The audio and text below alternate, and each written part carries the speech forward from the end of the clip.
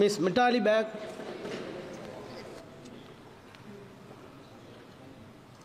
নমস্কার। রেল সংক্রান্ত বিষয় নিয়ে বলার সুযোগ করে দেওয়ার জন্য মহাশয়কে অনেক অনেক ধন্যবাদ। শ্রী শ্রী ঠাকুর রামকৃষ্ণ এবং মা শারদাকে প্রণাম এবং আমি আরামবাগ লোকসভাবাসীর কাছে কৃতজ্ঞ, তারা আমাকে আশীর্বাদ দিয়ে সংসদ ভবনে পাঠিয়েছেন।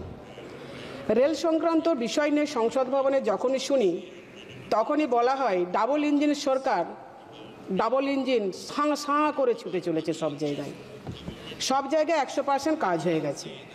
আরও শোনা যায় এই সংসদ ভবনে সবকা সাথ সবকা বিকাশ। তাই যদি হয় তাহলে ভারত পথিক রাজা রামমোহন রায়ের জন্মস্থান খানাকুল আরামবাগ লোকসভা কেন্দ্রে অবস্থিত। রাজা রামমোহন রায় যিনি প্রথম রেলযাত্রী ছিলেন, সেই স্থানে আজও রেল চালু হলো না।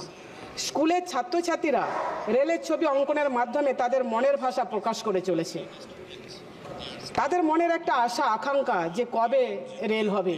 তারা মনে মনে ছবি আঁকছে, দেওয়ালে ছবি আঁকছে, খাতায় ছবি আঁকছে যে আমরা রেলে করে স্কুলে যাচ্ছি, কলেজে যাচ্ছি। ছাত্রছাত্রী এবং সাধারণ মানুষজন আর কতদিন অপেক্ষা করবেন মন্ত্রী মহাশয় যদি একটু বলেন।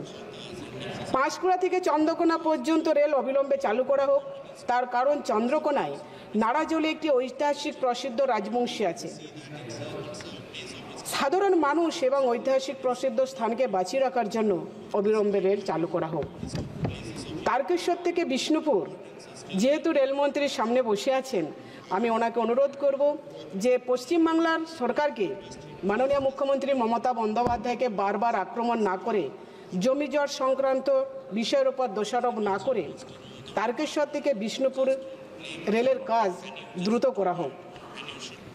আরও একটা বিষয়, তার ক্যান্সার পেশেন্টদের যাতায়াতের সুবিধার জন্য মুম্বাই টাটা মেমোরিয়াল যে হসপিটাল রয়েছে সেটা যাওয়ার জন্য যদি আরামবাগ থেকে মুম্বাই কিংবা আরামবাগ থেকে ব্যাঙ্গালোর যদি কোনো রেল চালু করা হয় সেটা খুবই ভালো হয়। যদি সপ্তাহে 2 দিন অন্তত হয় সেটাও খুব ভালো বিষয় হয় পেশেন্টদের জন্য। এবং স্টপেজ অবশ্যই শেওড়াফুলি, তারকেশ্বর, আরামবাগে যদি হয় তার মতো কোনো ভালো জিনিস আর হতেই পারে না। যাই হোক না কেন, আমরা একটা বিষয় দেখে আসছি। কিছুক্ষণ আগে এখানে একজন সতীর্থ বলছিলেন যে রেলের নাকি কোনো দুর্ঘটনা হয়নি। সুন্দর, আমি জানি না উনি খবরের কাগজ দেখেন কিনা, সংবাদ দেখেন কিনা। আমি জানি না সংসদ ভবনে দাঁড়িয়ে এই ধরনের মানুষের জন্য মিথ্যে কথা বলা যায় কিনা, হাততালির জন্য মিথ্যে কথা বলেন কিনা, এটা আমি জানি না। তার কারণ আমরা যখন ছোটবেলায় খেলতাম, আমরা প্রথমে বলতাম কু ঝিকঝিক ঝিকঝিক ঝিকঝিক ঝিকঝিক ঝিকঝিক ঝিকঝিক ঝিকঝিক ঝিক ঝিক ঝিক ঝিক ঝিক। আজকে ডাবল ইঞ্জিন সরকার করে যারা চিৎকার করছে, এক minute, just a minute, double engine সরকার করে যারা চিৎকার করছে, এখানে কিছুক্ষণ আগে একজন বন্ধু বলে গেলেন সেই ডাবল ইঞ্জিনের হাল যে কতটা ভালো কি মন্দ আজকে মানুষ কিন্তু বিচার করে যাচ্ছে। তবু আমি বলবো মন্ত্রী মহাশয়ের কাছে অনুরোধ করব, আরও বিশেষ করে এই বিষয়, যেহেতু ভারতবর্ষের রেল খুব দ্রুততম একটা যোগাযোগ ব্যবস্থা, এর জন্য যদি ধ্যান দেন। আর যেতে যেতে আর একটা কথা বলি যে পেশেন্টের জন্য যদি টিকিটগুলো একটু তাড়াতাড়ি কনফার্ম করা যায় তাহলে পেশেন্টদের বাড়ি খুব উপকৃত হবে সেই পেশেন্ট পার্টি। যাই হোক, আমাকে আর একবার বলার সুযোগ করে দেওয়ার জন্য অনেক অনেক ধন্যবাদ। নমস্কার।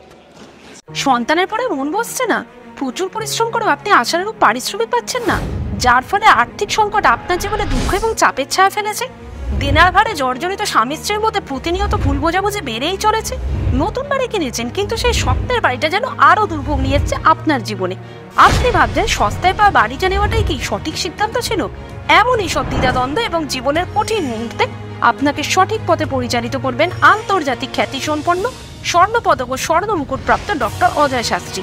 তিনি শুধু আপনাকে পথই দেখাবেন না, আপনার জীবনে সত্যিকারের সুখ, শান্তি, ঐশ্বর্য, অর্থ যেন সঠিক সময় আপনার কাছে পৌঁছে দেয় সেই দায়িত্বও নেবেন। তাঁর অভিজ্ঞতা এবং জ্ঞানের আলোতে আপনার জীবন হয়ে উঠতে পারে নিরুদ্বেগ ও সমৃদ্ধির পথে ধাবমান। তাই আর দেরি নয়, স্ক্রিনে দেওয়া নাম্বারে এখনই ফোন করে ডক্টর অজয় শাস্ত্রীর সাথে যোগাযোগ করুন। কে জানেন, হয়তো একটি মাত্র ফোনই আপনার জীবনকে বদলে দিতে পারে।